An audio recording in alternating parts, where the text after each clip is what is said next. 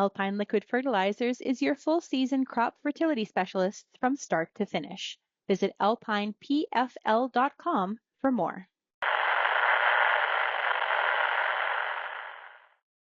Welcome to The Truth About Ag.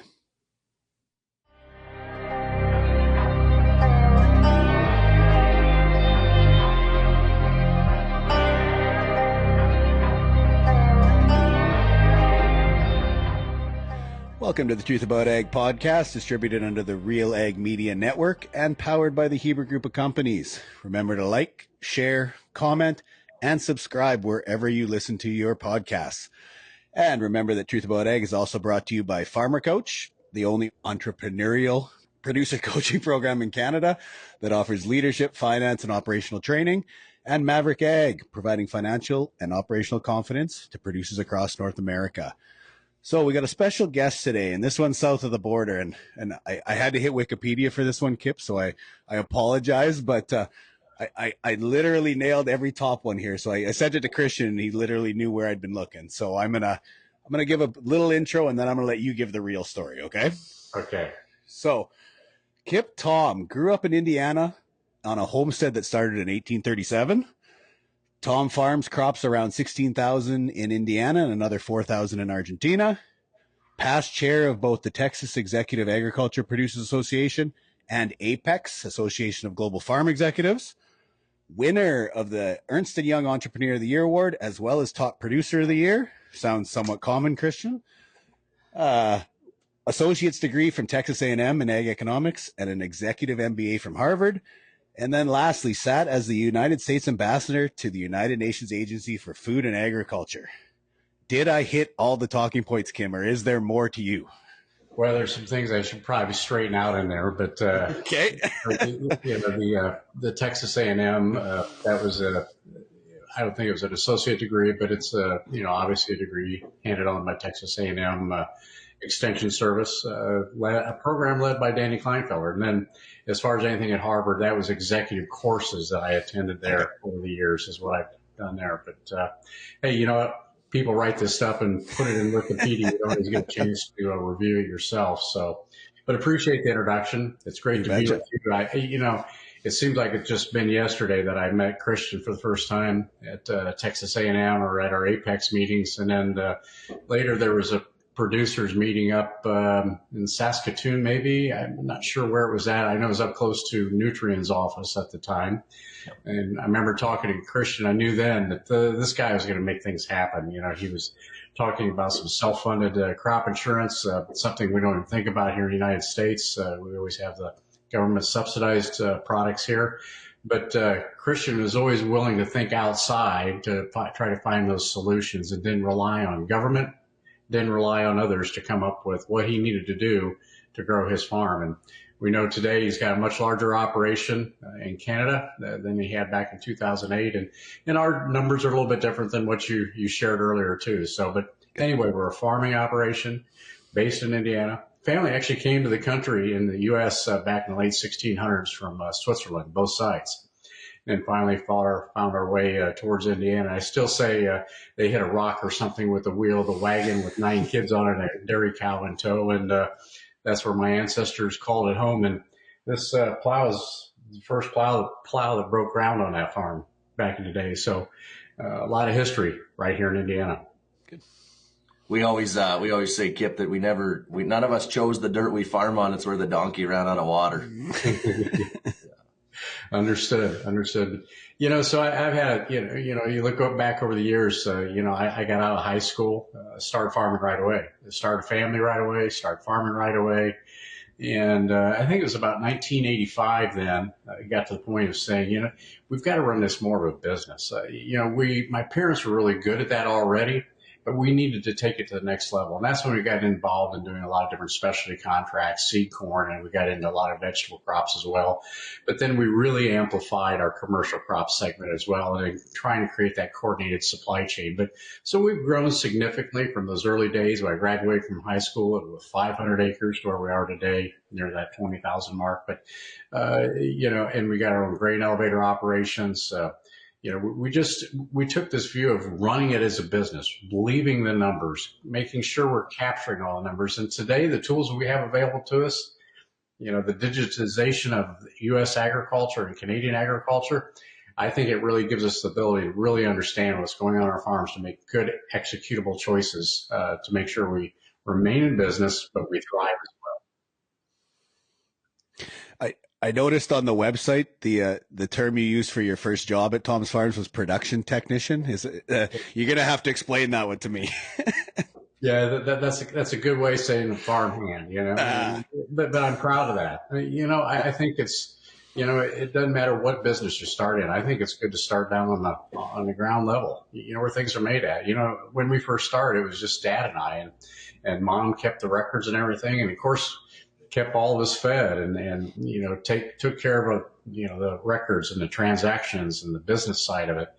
But Dad and I did everything. We had cattle at the time. We had some hogs, but we were responsible from sun up to sundown, and usually on both sides of that sometimes to get things done. So I was qualified as a farm technician then, but you have to continue to change because you want to make sure you're growing that business, but providing the opportunities for other people to come up along the way as well. So it's, I'm sure it's very similar to what Kristjan's done in Canada. I think Evan too, right? I was watching a Mark Andreessen podcast the other day, and Kip, you'll be able to, you've probably even met the guy I'm going to talk about, but they said, why does Elon run companies different than other people?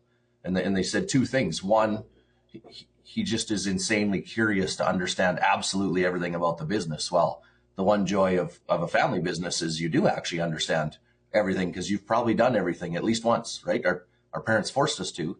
And then the second thing he does is every week he solves the biggest problem. So while everybody else is writing white papers and having board meetings about what the problems are, he just gets together with the right people and solves it, right? And as I said, jokingly, you've probably spent some time with Elon, knowing you and some of the people you know, but I think that's probably one of the reasons I, just wanted to talk to you all the time is you had done everything on your farm and you had these visionary ideas, but you were always able to break it down to what we need to do today or next month in order to, have a chance for an idea to come true. You brought up a point there, and I think it's what you see in all entrepreneurs, and yourself is you're really included in this. In fact, you highlight it, but it's curiosity. What can I do to do better? And you're curious to how maybe some other business in your community or a friend owns, or maybe a distance from you, just how do they function? What can we do in watching their business and applying that to our own business? There's no sense in reinventing the wheel. Look at what they're doing, but be curious. I think that's one of the hallmarks or the main pillars of anyone that really wants to grow a business. So yeah, there's Mark Andreessen. He was actually one of our Apex meetings one year. Came and spoke. Yeah. I think Sig Gorham got him in because I think he was actually one of the investors in Granular at the time. So certainly worked out well for a lot of people, and I really wish it could have kept moving because I believe it was headed in the right trajectory or pathway to help farmers understand what's going on in their farms and measure their data, especially with today with the digitization that we have available to us. Yeah, I think with AI today, it could find a whole nice new speed, right? I think one thing I'd like you to explain is, if I remember correctly, at one point in time, it was your focus on seed corn that probably led you down to Argentina. But one, do you still have the acres down there? And then two, has the government change made it a little more friendly than it was a decade ago when we were talking about it? Yeah, so we started farming. It started out, I did some consulting for a seed company in Chile, Argentina, and Brazil. Did that for about 5 years. I always went down there, I'll be honest with you, when I came home, I thought I was going down there as a consultant to share ideas and help improve productivity. I probably came home with more that I learned down there during that time than what I took and gave to them. So it was a great period of time in my life to make friends, to be curious about what was going on and how they grew their businesses down there, how they produce. And but at the end of that 5-year consulting, I got, it was 1999, I believe it was, and we started farming in Argentina at that point in time and start producing seed. And we had to revolutionize the production model a little bit because the company was actually doing the production and not the farmer. So there was a lack of connectivity or how can I say it, responsibility to make sure you maximize yields. So we went in there with a different vision, more or less of what we have in the United States, and we increased productivity. We were an all-in contract. I mean, we did everything from the beginning of the process to the end and try to change it. And that's what they're using there today.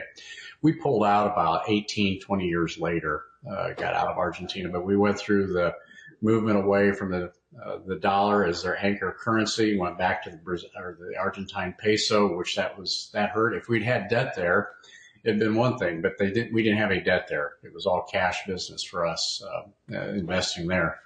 But we learned a lot during that 20 years, and today they are in a much better place. I was down there and spoke, and actually got to meet up with the trade minister, got to meet up with the ag minister, and they are a country right now that are very closely aligned and wanting to do more with the U.S. And this is where the opportunities and some of the things I've been able to do, you really see where there's some solutions out there to solve some of the problems we have today.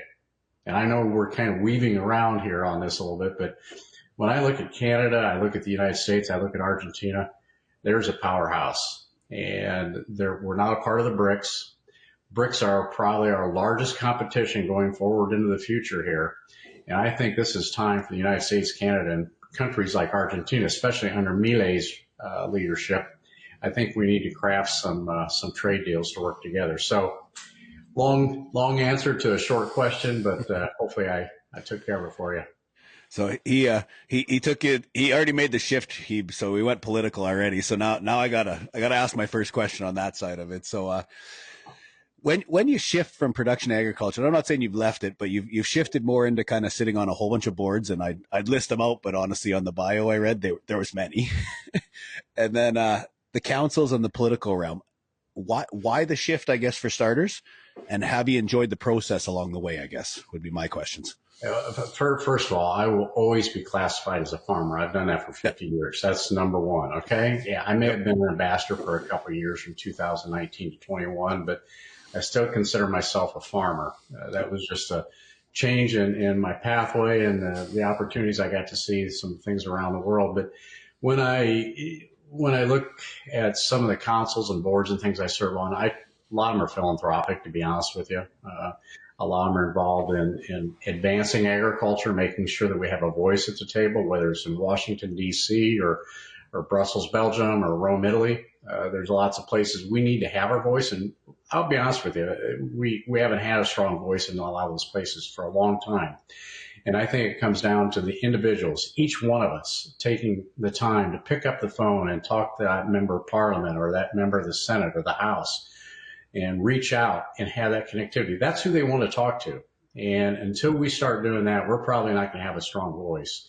Yeah, our commodity associations do their part, and they do a lot of good work. And I think they do a lot to try to open up new markets. But when it comes down to really the nitty gritty of all this, you need to get involved with your own people, and you need to do it directly. They want to see your face. They don't want to see someone that works in an office in K Street and sometimes in Washington, D.C. They want to meet the farmer and talk to them. So, I mean, I'll piggyback on that one a bit. I'll go back to my first night at TPAP. I'm pretty sure this is the first time I met you. You might not remember. I was a young kid, kind of enthralled. So I went down a day early, and I went down to the buffet basically to eat supper. And Danny was sitting there. So he asked if I wanted to sit with him. And I can't remember. Chris is your one son. What's the other one? Kyle. So I think it was Chris was coming down, and you were just dropped him off, and you saw Danny and I sitting there. So you came and sat down, and there's two pieces I still live with to this day. We were talking obviously about farming and farm management, and we got into a pretty big discussion on risk because I was kind of deep in helping build the private insurance company at the time, so understanding the ins and outs. But there's two comments that came. Danny asked one. I told a story that we were trying to expand, north to south because storms move west to east typically in Canada. And so that way we couldn't have a hailstorm wipe out the whole farm. And Danny goes, wow, like, have you ever thought of maybe another country? Like if your big risks are policy and currency, you should have a mimicked operation in another country. And you've got a pretty good one not too far from your farm because we're literally 60 miles from North Dakota. I was like, Jesus, not a horrible question. And then your comments added on, we got into the policy discussion in that specifically at that time I had a pretty good understanding of insurance. So Mother Nature can actually be handled pretty well by good management and insurance for the one black swan that hits you every 10 years, etc. But you pushed me pretty hard on, like, what do you think about policy? Because I think it's one of our biggest risks if managed incorrectly. And you talked about the same thing, that if more of us don't put any effort into it, it will get worse, not better, because of the voice. So, I'll talk a little bit about policy, and then I want to move it over to what can we do as farmers ourselves to help manage some of that risk. So first, policy, we have to get involved in the discussion. A lot of times, I think you and I have communicated in the past, a lot of the numbers that come in from the Census Bureau in the United States, at least, you classify who is a farmer. And, they still say there's 1.5% of the population is farmers, but you really break that down. It's only a small portion of that 1.5% are actually run it as a business. And I'm not taking away anything from anybody that wants to have a small farm that's involved in supplying local co-ops and schools and groceries and food supply places. That's all important. We need that. And it's all part of the whole ecosystem. But when we look at scale, there's just a few people that really match that scale. And a lot of times it gets to me, people, oh, you're an industrial farm, we hear that all the time. When you look at it, typically it's a group of a number of members of a farm that just came together to bring in their ability to take their capital and focus it in on buying, the long-term assets and actually bringing different skills and expertise to run the farm.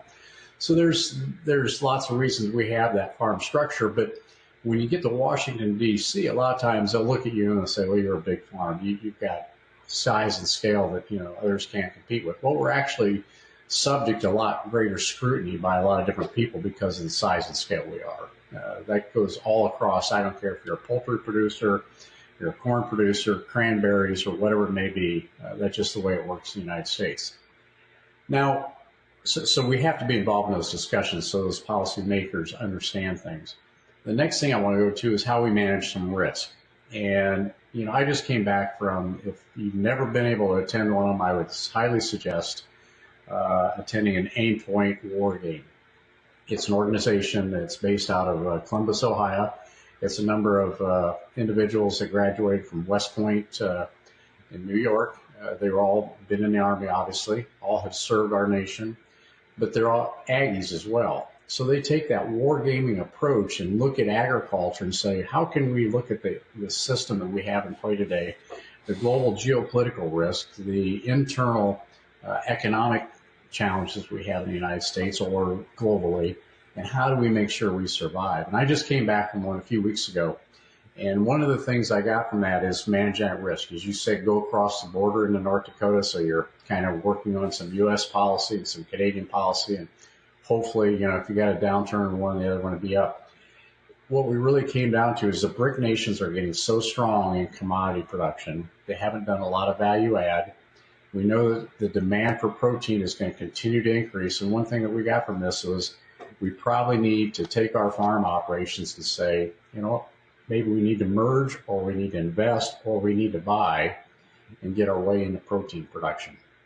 I mean, granted, our life's pretty simple. It's not simple, let's put it that way. But it's much easier when you're producing just grain crops. If we could, though, get into a point where we're producing proteins as well, animal proteins, whether it's pork, poultry, beef, or aquaculture or dairy, I think there's some greater opportunity for us to manage that risk a little bit better. And I think that's the next wave of probably consolidation that we can see take place, but we need to be prepared for it. And again, we want to manage risk, and that's one of the ways that I think we can do it. And I think we're starting to see that up here, Hebes, with the cost of land where it's moving and stuff. It's forcing guys into those value add objectives as a way of diversifying risk without taking on too much capital, I think. But I think on top of it, you're going to see, and Kip, I'm sure you'll have an opinion on this too, is that even in the last bill that was trying to get pushed through in the last 48 hours in the U.S., but in the last time we had the Canadian negotiations, governments are getting to be less and less enthralled with the government risk programs for agriculture. And there are other countries in the world that have completely reduced them. But I mean, it actually got highlighted quite a few times on Twitter or X this week on some of it that was in there. So we'll have to become better risk managers in agriculture if those programs change or are less subsidized, specifically less subsidized. And I guess it'd be good to get your opinion on where you think the U.S. is heading over the next 10 years when it comes to some of the risk management programs, and if you see change or if you think they'll just kind of stay the same. Well, if the U.S. our debt right now is about $35 trillion, and it grows by about $1 trillion every 3 or 4 months. I think there's going to be less appetite for Congress to support some of these different initiatives in agriculture. And this is where I say, okay, if we know that's probable, we don't know if it's going to happen for sure, but if there's a chance that's going to happen, let's go back to the drawing boards and say, what can we do to help manage through that? And is there a way we can use some of the sciences that are available to us today, whether it's the way we've digitized our farms, the way we operate, the way we can manage our risk in investments and our annual inputs across our farm? Is there things we can know about the weather now that give us a little more insight to maybe adjust our risk profile? I think there's some things that we can be doing that we're not doing because we just lean over on that government subsidy as a crutch. And I know there's lots of people in the U.S. who would like to hear me say that as a farmer, but we need to be looking, because I don't want to wait till the last minute and then all of a sudden that subsidy goes away and we're not prepared for it. What I'm saying is, let's find out ways that we can do this, invest in those technologies to make sure we can manage that risk. You've done that in Canada already, and I don't know why we aren't doing more in the United States. Well, I think too, it's not even, I mean, we have the data to prove it. It's not just you giving an opinion. There are too many farms that if they did an accrual statement and they charge themselves rent on the land that they own, and even if it's even half of what it should be, and took out the government subsidy of whatever that insurance payment is, they don't make any money. It's the real estate's making the money. So it's not that, like, and that's what I tell Ottawa lots of times when I bring it up too, is it's not my opinion. It's just data, and I can't lie about data, but what I can use is data to try and make us better, right? And so I'm the same as you. I think I'm not saying private's the only way. I think there's got to be ways where we see a lot more collaboration between agriculture, private, whether that be in insurance and in finance. I mean, access to capital and in Canada is a pretty tough thing too, because our banks are set up different than yours, but I'm sure access to capital in the US is one of the tough parts. And insurance, but it should be between farmers, the private companies and the government, that we can find a way to make P3 collaboration really move forward. But to have that, we also got to be okay with change. Yeah, we've got to be able to accept the change. And that's one thing, as you know, in agriculture, a lot of people don't want to accept change. And if you look at the average age of the producer in the United States, it's my age, So, and a lot of people in my category where I'm at, they don't want to make those changes. I like the change. I think it brings on new challenges to us. But so going back to the insurance, I don't know why we aren't doing more, creating some collectives that we could go together. We can get the actuarials and everything, but go out here and create a capital. Get other producers to come in and get good producers involved with it. Let the government have the high risk ones if that's what they want to do. But let's form groups of producers that have low risk, that are very stable, and see if we can create an insurance platform for them. We looked at that probably 7-8 years ago, and I think it come down. It's still hard to override that 60% of subsidy at that point in time. But we may get there sooner or later. Again, with $35 trillion in debt, as we look at a farm bill. I always said my dream is a voucher system, right? So if the government took their 60% subsidy, that's just what they subsidize the price, right? Then they still have the actuarial risk on the bad years where they blow through their stop loss insurance. So if they wanted it to be a known number on their balance sheet, just pick the number. In Canada, it's $29 an acre is the average subsidy. So pick 15 or pick 20. In the US, it might be 50 or 60 because corn and beans are higher. And it could be a known number on their balance sheet. And as long as you submit your invoice, whether you bought the government insurance or a private, or maybe yours is more, you're worried only about weather, so you buy like a weather derivative, then you get the voucher. And if you don't buy anything, you don't get any voucher. but it would let different ideas thrive. And yet it's not the government walking away. They're just saying, have a plan. We'll help you by that plan. But if your plan doesn't work, we're not bailing you out. That's right. Yeah. So, I think about it, no different car insurance, right? If you live in New York City and you own a Ferrari, insurance is going to be a little different price than what's going to be if you live in Leesburg, Indiana, obviously. So let's see if we can get some insurance pricing on the crop insurance side that would reflect those kind of changes too. I don't know why we don't do it. I think there's a number of reasons why we haven't done it, but won't go into that right now. But we need to be looking for alternatives. I'll take one. Absolutely. Since I know Kristjan's having a heyday here. So for me, I'm gonna take a little Canadian approach here because I'd like your opinion. I mean, with what you see as the new incoming government, I mean, biofuels, canola, that's a big effect north of the border for us. How do you see with their mandate on oil and stuff? How do you see that affecting the biofuel industry?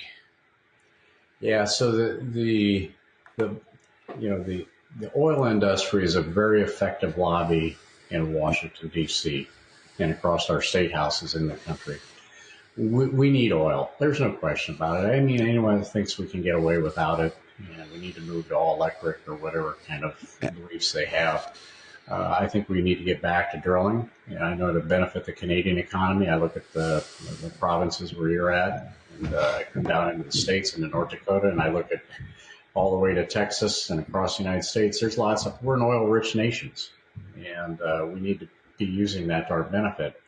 In terms of biofuels, they're always going to be protective of that real estate, right? The oil industry is. They're going to want to make sure that we don't get higher blends. But the reality is we save consumers money if we get to E15.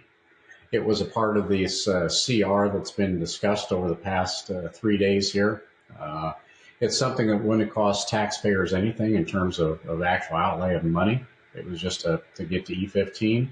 And we'd save consumers money on their fuel choices. And at the same time, while cleaning up the environment, if that's one of your goals. And it should be everybody's goal. But I'm hoping that we see E15 become a reality sooner than later. In terms of sustainable aviation fuel, let's go. We need more value add. Because I can tell you, like I said, we're not going to keep pace with these brick economies. Right now, in Brazil, they can produce an acre of soybeans for about $100 an acre less than what we can in the United States. So are we going to compete with that? No, I don't think so. So let's find a way to add value here, whether it's through protein, whether it's through sustainable aviation fuels, whether it's through the biofuels. We can make that happen here. I think fermentation is another opportunity for us, but I'm getting away from your biofuels comment, but I think it's here to stay. And I think anything that cleans up the environment can be replenished on an annual basis will remain strong. But again, when I look at this administration, President Trump knows that it was rural America that took him across the line. 65-70% of rural Americans supported him in this election.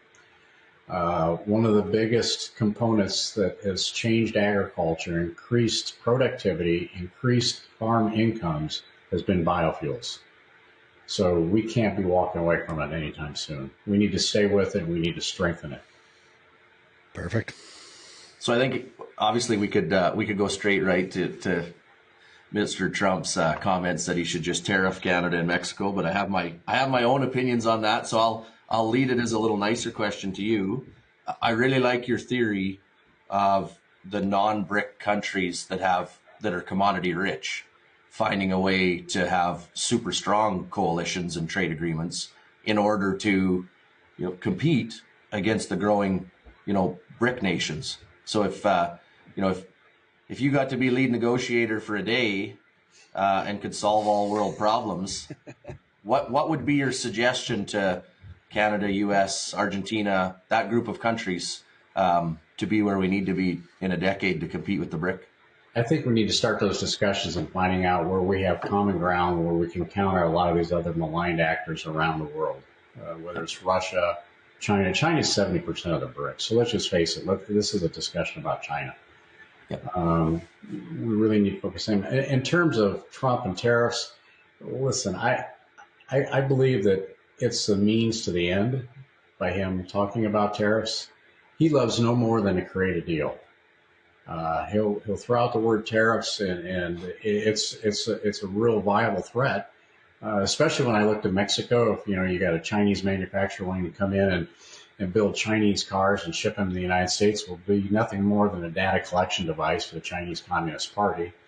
So I'd see high tariffs on them. But we need Mexico, we need Canada, we need a strong trading bloc amongst us. And I think we'll find ways to work together. Again, Trump wants to make deals. He's not about blocking us all.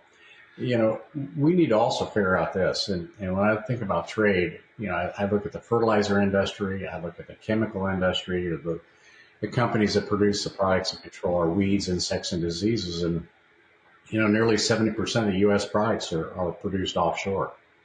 And a majority of those are produced in China, an adversary. And I know in my term of serving as an ambassador, we know that China is our largest existential threat. There's lots of things people don't understand about China, but we've got to make sure that we bring back some of these supply chains to our friends and allies around the world, whether that's Canada, whether it's the UK, Australia, New Zealand, members of the Five Eye. We need to make sure that we have those components of the building blocks for food and agricultural production back home, creating jobs for Americans and Canadians, and making sure that it allows us to have free trade amongst our countries. I mean, that was the same. I mean, I was texting you, I think it was 6 months ago, because I got to sit in on Robert Lighthizer, right? And it's fairly obvious his opinion on trade with China, and read his book after.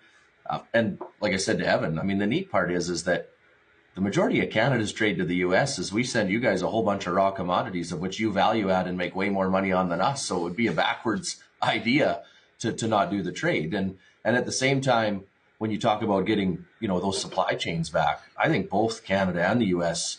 need to really look at their regulatory environment. And number one, if it's approved in one country, then it should be approved in the other. But number two, part of the reason all this stuff's made in China is it just costs less to get the regulatory side done. So we need to cut red tape, which obviously has been talked a bunch, a significant amount in both countries, that's part of the issue, and that we need to become a little more entrepreneurial within government.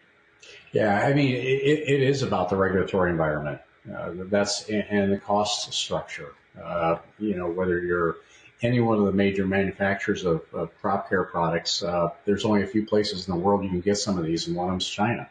And we've allowed that to happen, and there's no reason why we shouldn't take a fresh look. It's going to take a long time. You're not going to bring back a chemical plant overnight. It's going to take 10 years and billions of dollars to produce it here. But my point is, what happens if you wake up tomorrow morning and you're not going to wake up in the morning. You're going to see it at 2 o'clock when it happens, because you're going to be looking at your Twitter feed or Instagram. But you're going to know if all of a sudden China invades Taiwan. What happens to that supply chain that we had coming out of China?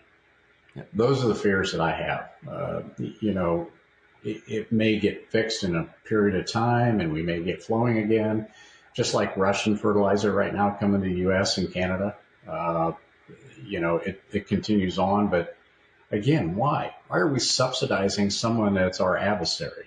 Why are we doing business with them? Let's bring those jobs back to the United States and back to Canada, and make sure we employ our own people here and create those jobs and that economic opportunity for our own nation.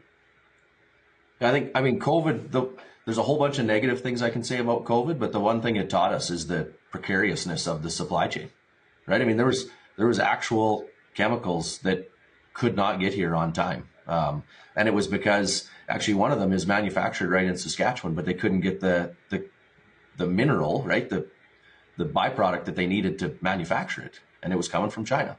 The supply chain was completely disrupted. And so, I think it brought some awareness back that finally some of these critical risks, because I'm of the same opinion as you, why do we have free trade to funnel basically dollars into countries that are pretty vividly trying to compete against us in a whole bunch of ways, instead of funneling those dollars into our own country and our own people and our own economies, and working together better to do it.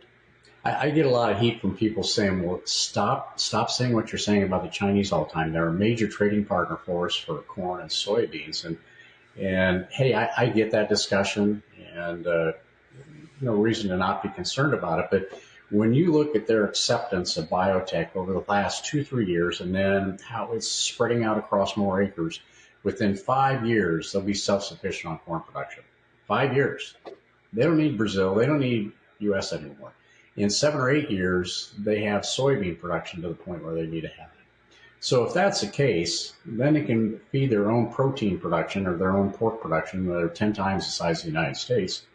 They're on their own. So China's not a long-term customer. We need to be finding new customers and new uses for our products. And that same goes for Canada.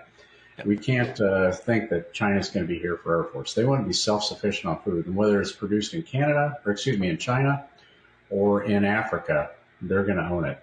They're going to make sure they have that supply chain. And, Xi Jinping knows the revolutions that's taken place over time, whether it's in Russia, across Africa, and other places. When people run out of food, he doesn't want that to happen, and he's doing everything he can in his power to make sure they have their food power. Canadian farmers are probably more well aware of China than anywhere, right? Because specifically on canola, I mean, we produce the majority of it for the world, and if anything politically goes against China, they just slap some sort of problem against canola. Turn a ship around because it had something, or throw a tariff against it. It's their automatic comeback. I even remember when we quit, we put tariffs like it was on electric vehicle batteries, which we virtually produced none.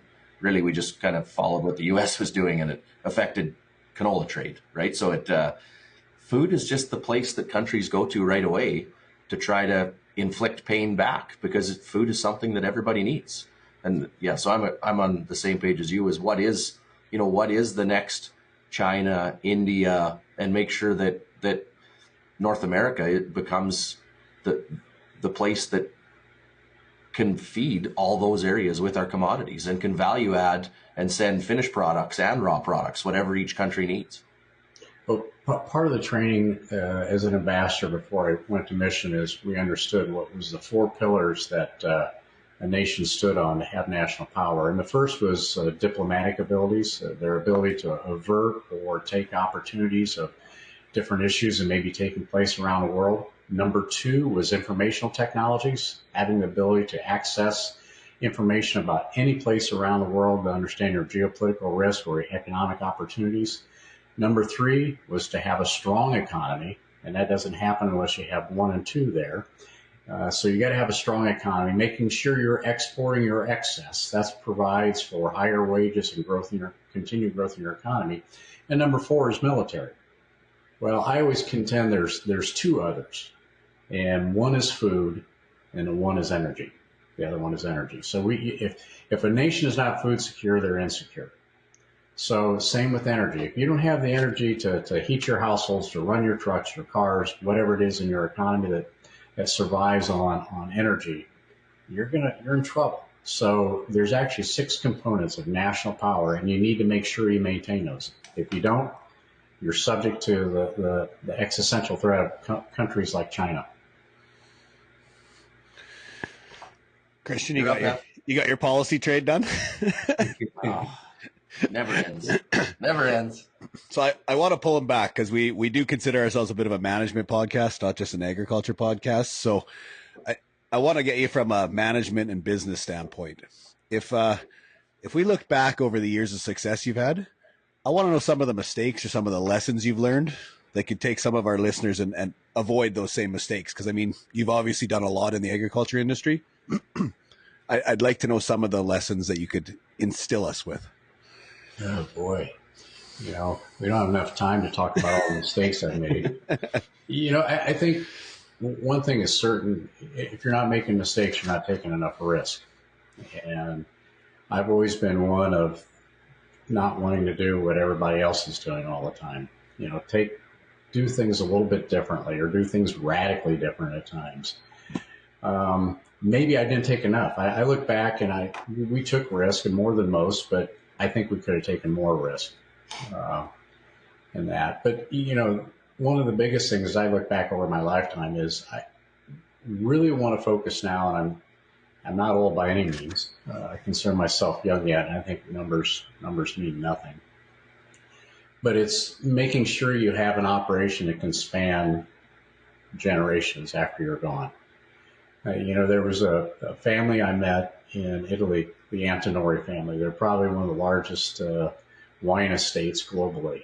And there they were. They were operating, I think they were on generation 20 or 21, something like that, in that business. And it all surrounds with the land and the business and the acumen that they brought in to run that business. But I think that's the biggest thing is it's taken so much work for Kristjan and you to get to where you are today.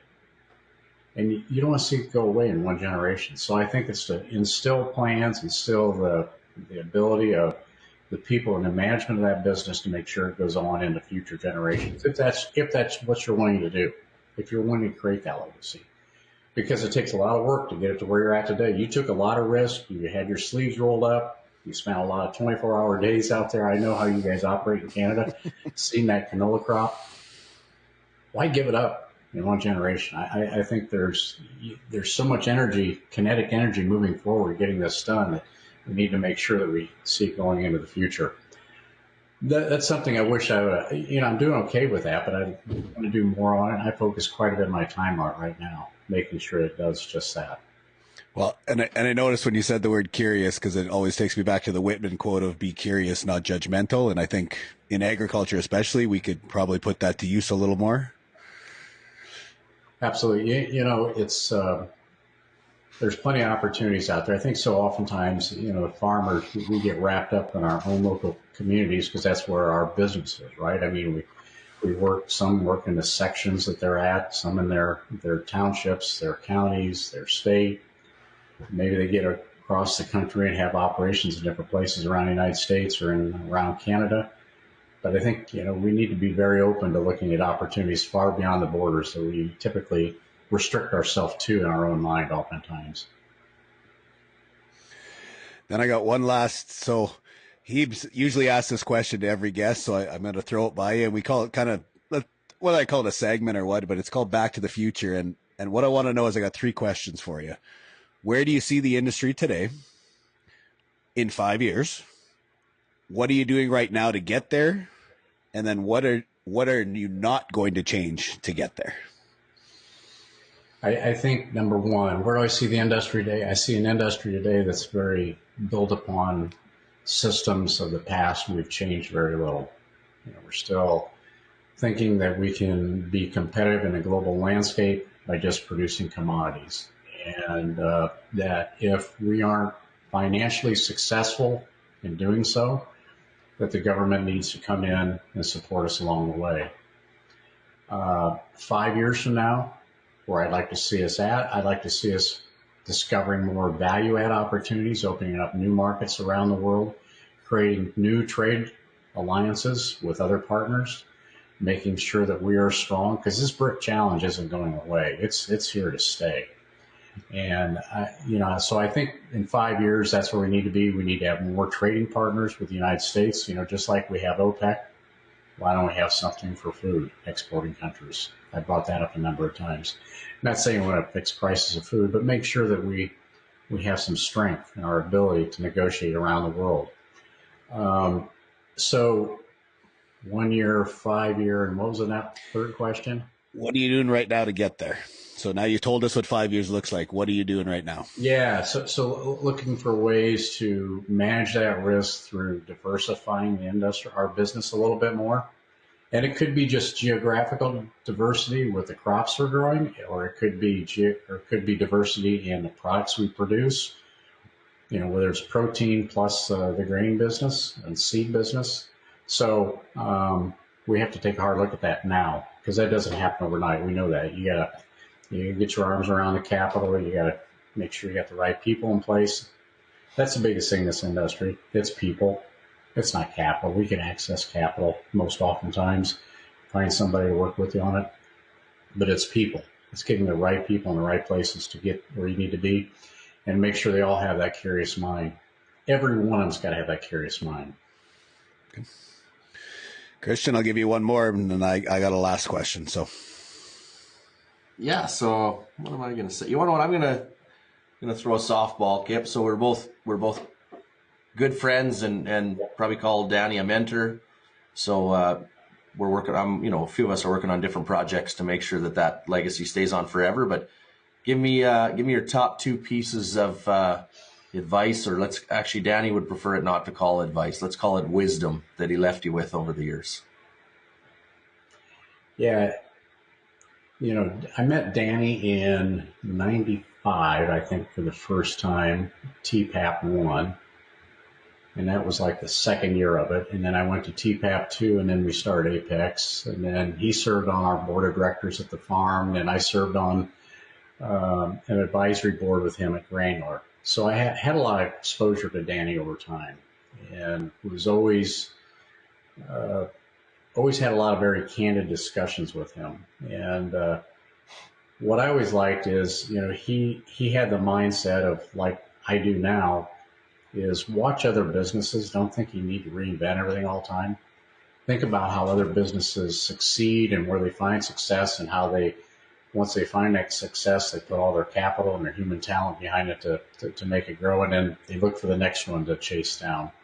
I think that's probably some of the best advice Danny gave to me, is look beyond the borders of the farm gate. Not always look within the industry for solutions. Look beyond the industry, because there's lots of opportunities out there. It was him, and it was more of a combination of him and David Cole would do a lot of that. And I think we need to pay attention to that, and always have that in our mind every day we make decisions of. In fact, I always say, what would Danny do? If he was here today, what would he do? Would he invest in that additional section of land, or would he put up some more grain plant silos? Just what would Danny do? And I think that quite often, because I didn't have a college education. I stopped at high school, and TPAP was my extension into learning more, and it's because I was curious. And I thank Danny for all that. Kristjan, give me yours. Since you asked him, I'm going to ask you. I actually got a quote from Danny that hangs in my office, right? He hit one of his favorite lines that he put in so many articles was, the opportunities will always belong to those that see them before they become public or noticeable by the population, right? And so that was just Danny's fancy way. Most of the times when he was talking about that, he had to dip a chew in and was just a normal human like the rest of us. It was just his way of saying two things. One, be curious, and two, be humble, right? Look everywhere for ideas, and don't ever think that somebody somewhere in the world's not kicking your ass at everything you're doing, right? And it might not be at the whole of the outcome, but if there's 100 steps in the outcome, someone's beating you or is better than you at every step, right? And I mean, I talk lots. Some of the best HR advice I got ended up on a plane beside an American that owned 4 resorts in Mexico. And I talked about rain days being hard to deal with on the farm. It's like, try owning 4 resorts in Mexico when it rains. What's your rain day plan? I'm like, well, what do you mean? So, well, we have an SOP for rain days. Like if you get up in the morning and it rains, you got to move all the chairs off the beach into the rooms, and here's the games you got to set up, and then we got to track that data on are more people at karaoke or at poker, and then we'll tweak the day for the next day. Oh, that's actually kind of easy. Maybe I should have a rain day plan. But in the world of agriculture, you say Mother Nature's hard to deal with, and everyone's like, yeah, geez, it's just horrible, right? Nobody comes up with the idea. So that was my big things for Danny, is one, be curious, and 2, be humble. Let me ask you both a question here. So, obviously, it's not just so much news is focused on the United States, but I would try to watch Canada, obviously, as our neighbor, maybe our 51st state sometime. I don't know. I keep hearing rumors. But, we've seen you had a finance minister, your vice prime minister left. We hear things about Trudeau. And I've watched in the international fora, what goes on in Europe a lot of times, and I see what takes place with the Farm to Fork initiative in Europe, and I see that kind of seems like it's moving a little bit into Canada. What's your longer range thoughts about Canada? Go ahead, Chris. I joked one time, Kip, when I was in Brussels, that I think a lot of bad Canadian ideas are actually made in Brussels. They get shipped across the ocean, come down the St. Lawrence, and exit stage left in Quebec and in Ottawa. So, yeah, there's obviously a lot of turmoil in Ottawa right now, but I mean, I think we're pretty similar to maybe the last 3 or 4 years for you guys, is that I'm not saying nothing got done, but there's been a real lack of leadership, right? Every answer is a political answer. Nobody's really willing to take any risk. And right now the theory is just kind of print money to get out of trouble, right? Our debt per capita is worse than yours. So I think long term for Canada, to be honest, we need two things. One, we need a government change right now. Pierre Poilievre looks like he's kind of most likely going to be the next leader. But on top of that, we need a rebuilt and strong Liberal Party, which would be your Democrats. And that I look back, one of my favorite prime ministers actually in history is Paul Martin, who was a Liberal prime minister. And typically, I'm not a Liberal person, but I'm just a business person that wants logical minds to keep moving the country forward. So we need two things. We need a government change to have a vision for this country. And I think that's why I asked the question on the BRICS. I think there could be huge alignment, not only between Canada and the US, but between key partners, that there's our long-term goal. How do we create a group of countries to compete with the BRICS, right? It's like coaching youth sports. You got to have a reason to get up in the morning on things you agree with, right? And 80% of the stuff, specifically between Canada and the US, I mean, let's focus on commodities, let's focus on energy, let's focus on critical minerals, and let's focus on bringing manufacturing back to North America. There's 80% of what we need to do. 20%, I agree, there's going to be disagreements on the side, but we should be able to get on the same page on 80. So for me, for Canada, one, we just need a change, because sometimes that's what it takes. But the change is really, we need some leadership. We need to reduce regulation, because we spent a lot of time doing that. And we do need the Liberal Party to rebuild, because we both know back and forth over the next 20 years, there's going to be both parties in power, and there's can be super strong people in both parties.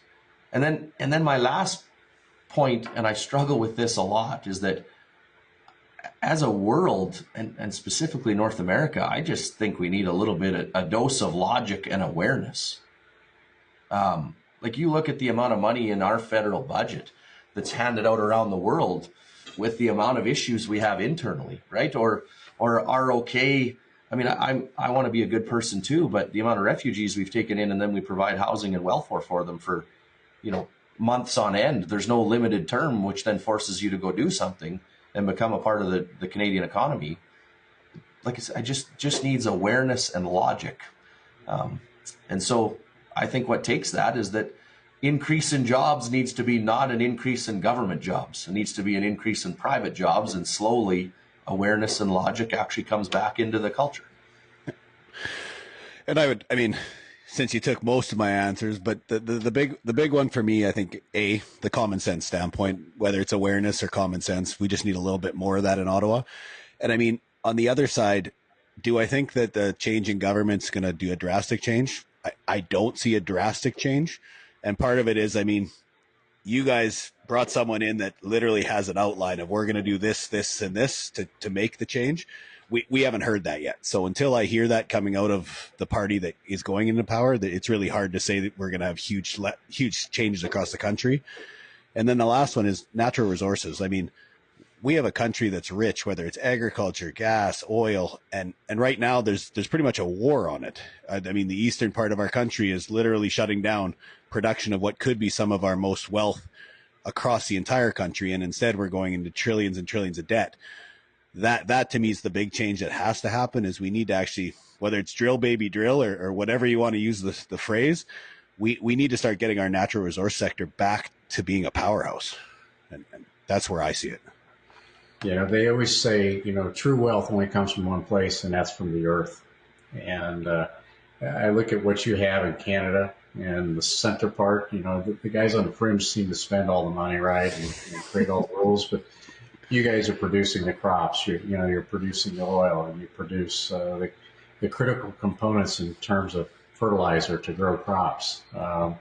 You do a lot for the world in those areas, but yet you're ignored oftentimes. And the same goes for the United States. And we need to get back and focused on making sure we have food secure nations, and make sure that we aren't regulated by some bureaucrat that's sitting on his couch that hasn't been in the office of the government agency where he's supposed to have been the last 3 or 4 years, writing out a conservation plan of how we should operate our farm while they're watching days of our lives. So No, I'm very much.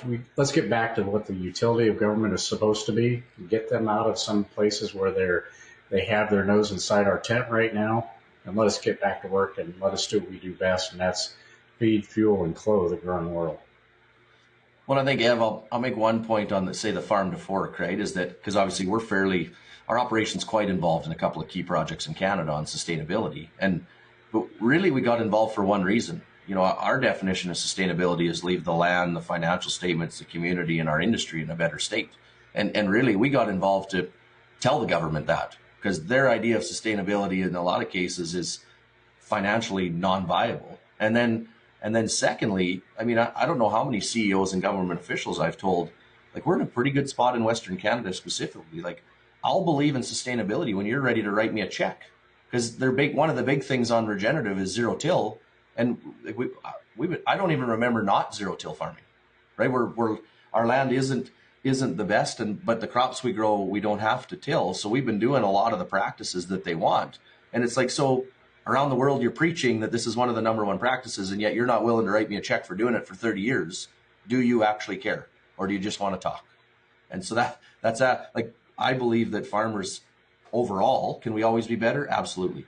But farmers overall care about the land and the environment more than almost anybody on earth, right? You can come watch my 10 and 12-year-old kids run through my fields and eat the grain right out of the hopper, and we're proud of it. So as a government and as big companies, when you truly want to talk about agriculture sustainability, yeah, we want you to come talk to us, because we'll show you what we're doing. We're using a phosphate fertilizer that is set up on wastewater plants outside of cities. So we pull the extra phosphates out of their wastewater that's already went through their treatment plant, make it into fertilizer, and grow crops. So in fact, like, the city should be saying thank you, not you're doing everything wrong, right? And so that's my worry, is that farmers, we've always been humble, and it's maybe time to maybe not be quite as humble and show the world everything that we have done and that we have changed in the world of environment and sustainability. And then, are we going to get better with digital technologies? Absolutely we are. We know we are. But till the government's willing to write me a check right now for what I have done, I actually think they just want to talk about being better. They don't actually want to be better. Yeah, I think it's farmers like us on this podcast here today, and many others out there that we want to do what's right for the environment. We want to do right to make sure that we have the freedom to operate in a free enterprise system, that we can be capitalist. We reinvest money, and there are those in the world that really want to look towards taking away property rights. They want to control what we do. They think they can do it better than us. There's no one better than the family farmer out here, who has nothing more in his sights than to make sure he returns to Mother Earth and the family business to the next generation, and make sure it spans generations, not just the next one. So keep up the good work, Kristjan and Ivan. Pleasure being with you today. So closing question for you, Kip. What's the future? I mean, you said that age is not a number. The number doesn't bother you. So what's the future for Kip Tom?